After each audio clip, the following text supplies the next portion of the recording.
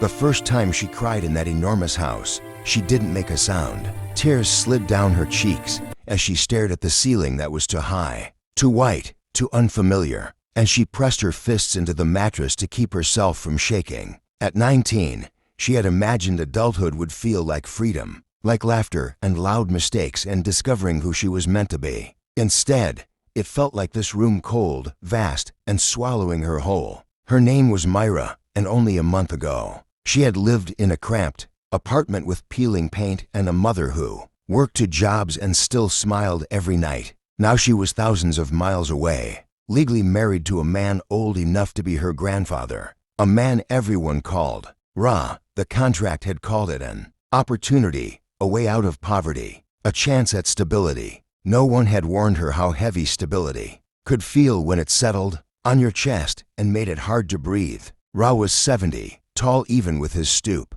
his voice deep and measured like someone used to being obeyed. He had built an empire from nothing, or so the stories said, and the house was proof marble floors, silent staff, doors that closed softly as if they were afraid of disturbing him. When Mira arrived, he had studied her the way one studies an investment, not cruelly, not kindly, but carefully. She had smiled because she was supposed to. She had bowed her head because she had been taught gratitude was her duty. That first night, when the doors closed and the staff disappeared, she finally understood the title of her life now. Wife, not daughter, not girl, wife.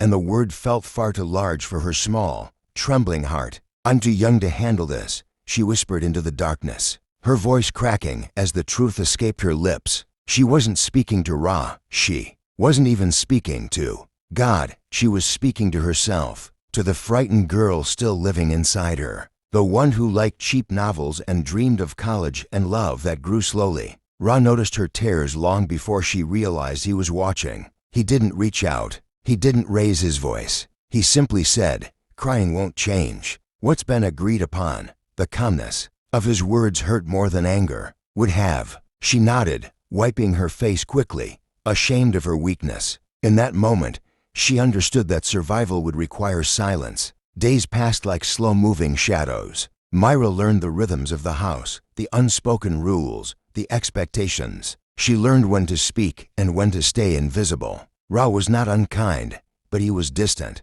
wrapped in his own world of meetings, memories, and regrets. Sometimes she caught him staring at her with something unreadable in his eyes, and it terrified her more than indifference. At night, when she lay alone, she replayed her mother's voice in her head, the apology that had been whispered through tears when the decision was made. "I just want you to have a better life," her mother had said. Mira wondered if a better life was supposed to feel this lonely. One evening, everything cracked. It was a small thing. Ra asked her opinion on a business matter, something she didn't understand. Her hands shook as she tried to answer, and the words tangled in her mouth. Suddenly, the weight of everything pressed down on her at once. She broke. "I don't know," she sobbed, the dam bursting. "I don't know any of this. I'm just a kid. I'm too young to handle this."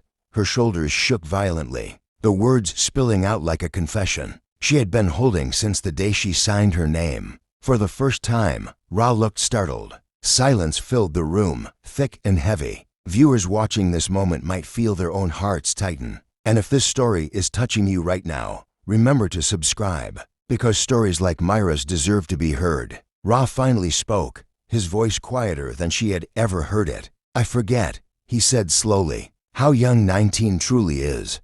Those words changed everything, though Mira didn't know it yet. She cried until there were no tears left, and for the first time since arriving, she didn't feel completely alone. The chapter of her life she never asked for had begun, but so had something else, an awakening neither of them expected.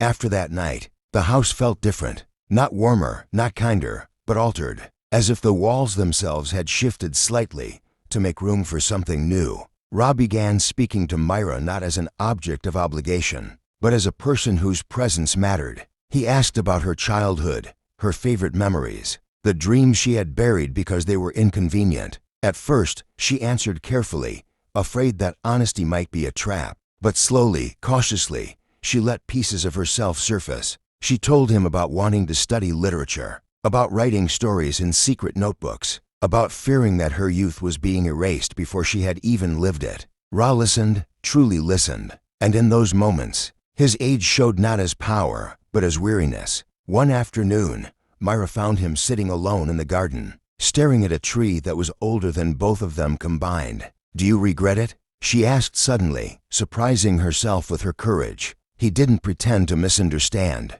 "Every day," he answered. "Not marrying you, but the world that made it necessary." He spoke of his past, of ambition that devoured everything else, of children who no longer spoke to him, of nights filled with silence that money could not buy. Mira realized then that power did not protect anyone from loneliness. It only changed its shape. The turning point came when Ra did something no one expected. He arranged for Mira to enroll in online classes, then later in a local university. "You will not disappear here," he said firmly. "If you stay, you will grow." Mira was stunned. Hope felt dangerous, but it bloomed anyway. For the first time, she imagined a future that wasn't just endurance. She studied during the day, wrote at night, and slowly found her voice again. She was still young, still learning, still frightened but no longer completely trapped. One evening, as she read aloud a story she had written, Ra closed his eyes and listened. When she finished, he said softly, "You are stronger than you believe." Mira understood. Then that strength wasn't about age or power. It was about surviving what you never should have been forced to face. She still carried grief for the life she lost, but she also carried pride for the woman she was becoming. And if you've made it this far into Mira's journey, take a moment to subscribe to the channel, because stories like this remind us why empathy matters. The story doesn't end with perfection. Mira is still 19. Ra is still 70. The imbalance remains, but something crucial has changed. Mira no longer whispers, "I'm too young to handle this," as a cry of defeat. Now it is a declaration of truth, and truth, once spoken, has power. She is young, yes, but she is learning to handle it anyway, on her own terms. And sometimes, survival itself is the bravest story ever told.